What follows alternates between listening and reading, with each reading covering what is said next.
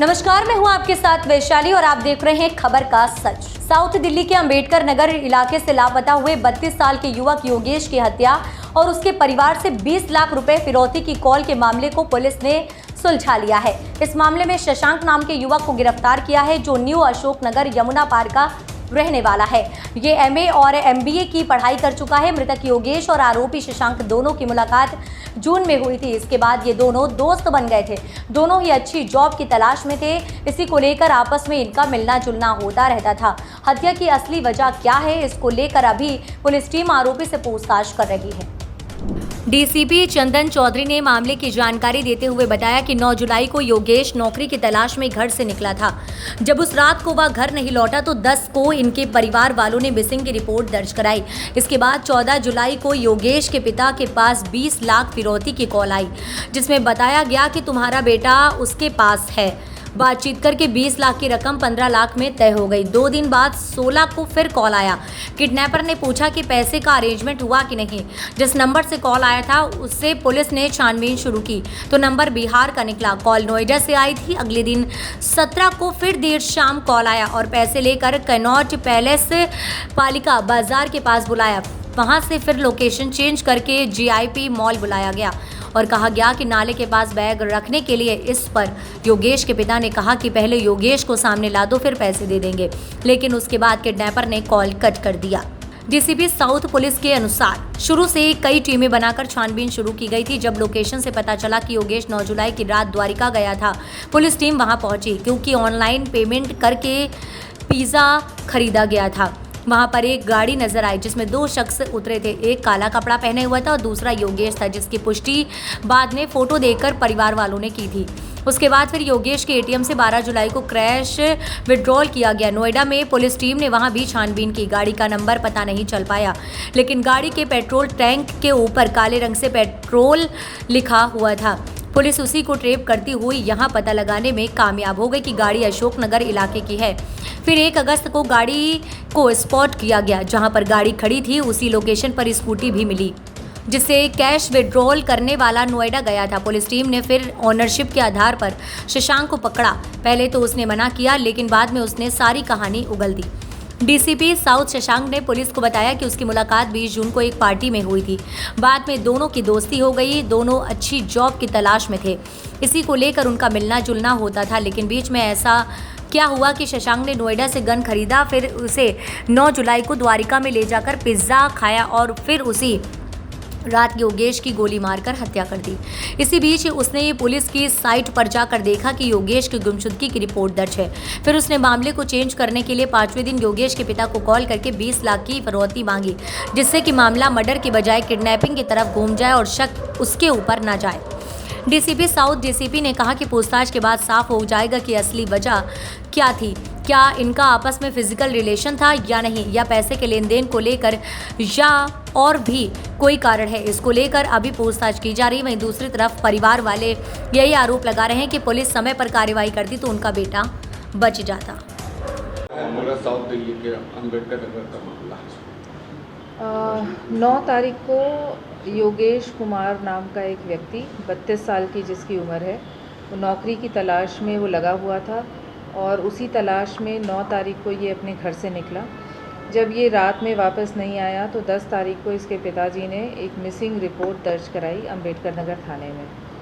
10 तारीख के बाद मिसिंग रिपोर्ट दर्ज हो गई। 14 तारीख की शाम को करीब 7:45 बजे इसके पिताजी को एक अननोन नंबर से एक रैंसम कॉल आई कि 20 लाख रुपए का इंतज़ाम कर लो, तुम्हारा बेटा योगेश हमारे पास है।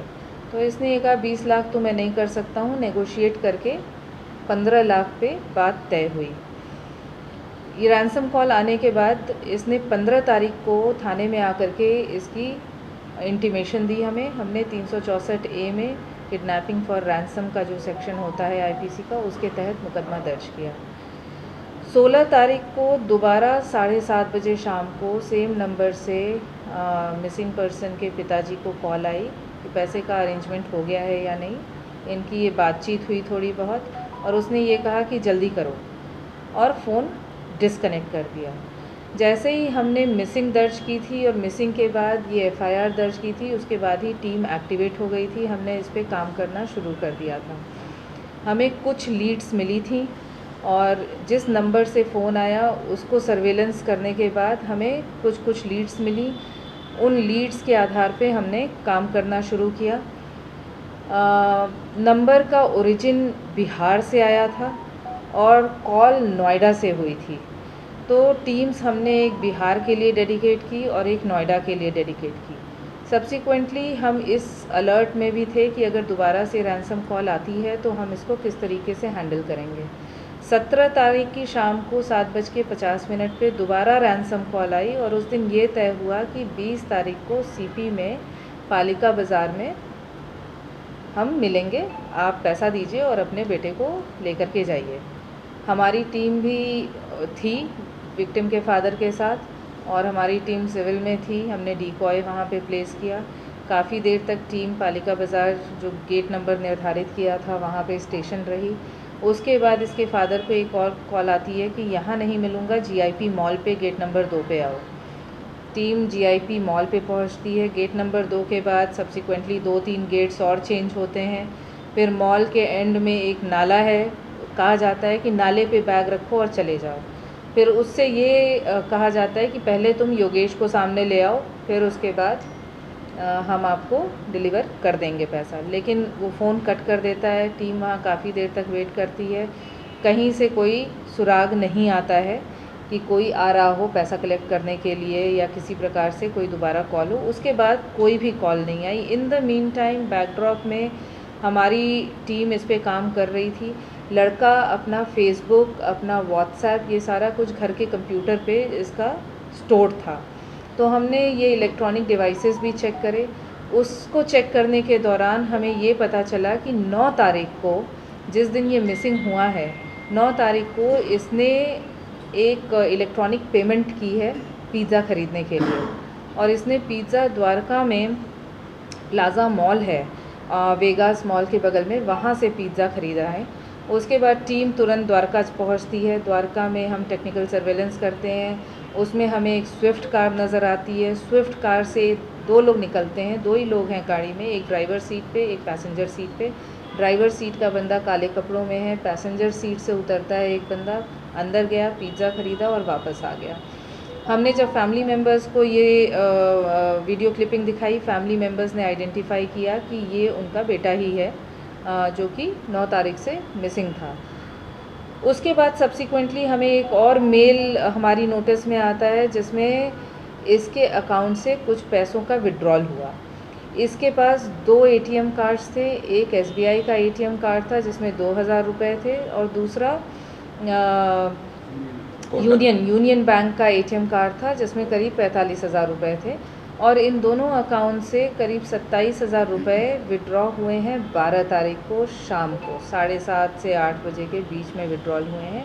और ये विड्रॉल नोएडा में हुए हैं। नोएडा में आईटी पार्क मॉल है, वहाँ कोटक महिंद्रा के एटीएम से ये पैसे विड्रॉ किए गए थे।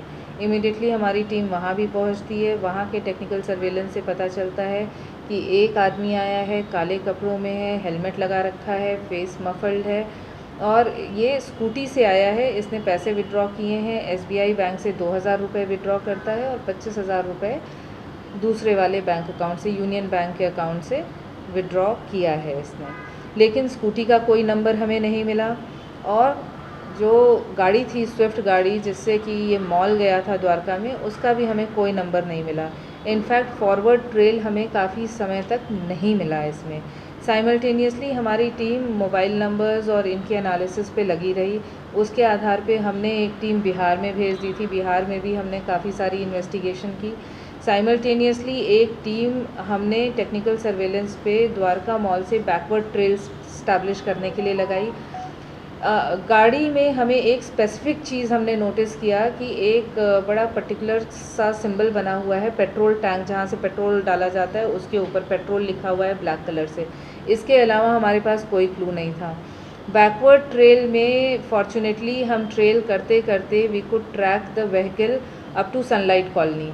सनलाइट कॉलोनी के ANPR कैमरा के थ्रू हमें इस गाड़ी का नंबर मिल जाता है, नंबर से ओनरशिप मिलती है, ओनरशिप के आधार पे ये गाड़ी न्यू अशोक नगर के किसी एड्रेस पे पाई जाती है। वहाँ पे हमने टीम डिप्यूट किया, ऑब्ज़र्व कराया, हम कोई सस्पिशन भी नहीं क्रिएट करना चाहते थे। ऑब्ज़र्वेशन के बाद 1 तारीख को हमको पता चला गाड़ी की मूवमेंट दिखी उस एरिया में। इनफैक्ट हमारी टीम्स नोएडा में भी थी, मयूर विहार में भी थी और न्यू अशोक नगर में भी डिप्लॉय कर रखा था। न्यू अशोक नगर में इस गाड़ी को स्पॉट किया गया। उसके बाद गाड़ी स्पॉट करने के बाद उसी गली में जो स्कूटी नोएडा में पैसा विड्रॉल करने के लिए यूज़ की गई थी, उस स्कूटी को भी वहीं पे स्पॉट किया गया। फिर पूछताछ के लिए हमने जो बंदा था जिसके नाम पे ये गाड़ी थी उसको हम थाने लेकर के आए। हम परसों रात में ही लेकर के आए हैं, इनफैक्ट कल अर्ली मॉर्निंग। पहले तो डिनायल मोड में था, काफ़ी दूसरे तरीके की इसमें बातें आ रही थी। सब्सिक्वेंटली इसने एडमिट किया कि इसने 9 तारीख को ही विक्टिम को गोली मार दी। 9 तारीख को विक्टिम इसके साथ था, 9 तारीख को इन लोगों का मिलना तय हुआ था। ये लोग लाजपत नगर में मिले, उसके बाद लाजपत नगर से ये द्वारका गए। द्वारका में इसने पिज़्ज़ा ख़रीदा और जो लास्ट कॉल है, लास्ट कॉल भी विक्टिम और ये जो अक्यूज़्ड है हमारा, इनके बीच की ही बातचीत है। तो इसने एडमिट किया है और इनका बेसिकली ये 20 जून को मिले थे एक पार्टी में और उसके बाद दोनों ही जॉब की तलाश कर रहे थे। विक्टिम भी जॉब की तलाश कर रहा था क्योंकि वर्क फ्रॉम होम करता था ये, और इसकी शायद इससे बात हो रखी थी कि मैं तुम्हें अपनी सीवी दूंगा, बार बार सीवी के बहाने मिलता था। इनका जो है ये LGBTQ पार्टीज़ ये अटेंड करते थे बेसिकली, और अभी हम फर्दर इन्वेस्टिगेशन कर रहे हैं कि इसमें मोटिव क्या था और रीज़न क्या था। बहरहाल इसने गन भी बड़ी रिसेंटली प्रोक्योर किया था किसी के थ्रू। ये बताता है कि जब ये MA कर रहा था नोएडा में, ये नोएडा के एक किसी, क्या नाम इसने बनाया, माखनलाल कॉलेज नोएडा सेक्टर 2 से मास्टर्स किया इसने 2018 से 2020 के बीच। वहाँ इसकी दोस्ती कुछ बिहार के लड़कों से हुई थी और उनके थ्रू ही इसने ये गन प्रोक्योर की थी। तो we are still in the process of investigation. जैसे ही कुछ और इसमें फर्दर डेवलपमेंट होगी हम आपको बताएंगे। जो गिरफ्तार हुए हैं उस आरोपी का नाम शशांक सिंह है, इसकी उम्र 27 साल है। ये न्यू अशोक नगर का रहने वाला है और इसने अभी इसी साल अपनी MBA कंप्लीट की है। MBA ये गुरु गोविंद सिंह IP यूनिवर्सिटी द्वारका से कर रहा है। अच्छा मैम, आखिरकार इसने मारा क्यों उसको, या वजह क्या रही? क्योंकि फिरौती की रकम मांगी गई थी लेकिन फिर गोली से मारने की वजह क्या थी? एक्चुअली फिरौती की रकम तो इसने डाइवर्ट करने के लिए किया। इसने मार तो दिया 9 तारीख को ही, फिरौती की कॉल शुरू होती है 14 तारीख से, तो इसने पहले ही मार दिया था। और इसको इतनी समझ थी, इसको थोड़ी लीगल समझ भी है, तो इसने साइट पे जाकर के चेक कर दिया था कि मिसिंग पर्सन्स में ऑलरेडी पुलिस की नोटिस में आ चुका है और लीगल एक्शन लिया जा चुका है। तो इसने पूरा डाइवर्ट करने के लिए, क्योंकि मिसिंग में इसने इसका नाम देख लिया था योगेश का, इसने डाइवर्ट करने के लिए कि मर्डर से ध्यान हट करके किडनैपिंग की तरफ चला जाए, इसने ये कहानी शुरू की और 2-3 बार इसने किया। जो है उसके एक बच्चे हैं, जिस दिन वो जिस तरीके से योगेश की बाइक से मेरी बात हुई कि वो जो है सुबह जॉब के लिए निकले थे और मूलचंद से किस तरीके से, क्या योगेश की बाइक उस दिन घर पे थी या नहीं, अभी हम इन्वेस्टिगेट कर रहे हैं। हालांकि ये गया था जॉब की तलाश में ही और ये कोरोबोरेट हो रहा है कि ये मूलचंद ही गया था। मूलचंद पे ही इसकी अक्यूज से मुलाकात हुई और उसके बाद मूलचंद से फिर ये लोग द्वारका की तरफ गए और मूलचंद से पहले भी इनकी 2-3 बार मुलाकात हो चुकी है। मयूर विहार में मुलाकात हो चुकी है, नोएडा में ये मिल चुके हैं और नौकरी के पर्पज़ से ही मिल चुके हैं। बार बार योगेश ने इसको ये बोला कि मैं तुमको CV दे दूँगा, CV देने के बहाने ये मिले हैं। और ये भी रूल आउट नहीं किया जा सकता कि इनके कुछ सेक्सुअल रिलेशंस रहे हों, ये हम इस पॉइंट पे रूल आउट नहीं कर सकते हैं। We are exploring that angle as well. इस टीम में कौन कौन थे? जब रैंसम की बात चल रही थी तो फिर मारने का कारण कुछ पता चला कि मारा क्यों? अभी मैंने इसका जवाब दिया है कि मार तो इसने 9 तारीख को दिया था। रैंसम की कॉल इसने शुरू की है 14 तारीख से। इसने आइडेंटिफाई कर लिया था कि मिसिंग की रिपोर्ट पुलिस में दर्ज हो चुकी है, ध्यान डाइवर्ट करने के लिए इसने रैंसम का कॉल किया था। That has come so far in the investigation, it is still very early and we will further investigate और फर्दर क्वेश्चनिंग करेंगे अभी इसमें। मैम 9 जुलाई को अगर मार दिया गया था तो डेड बॉडी का क्या किया गया था? Dead body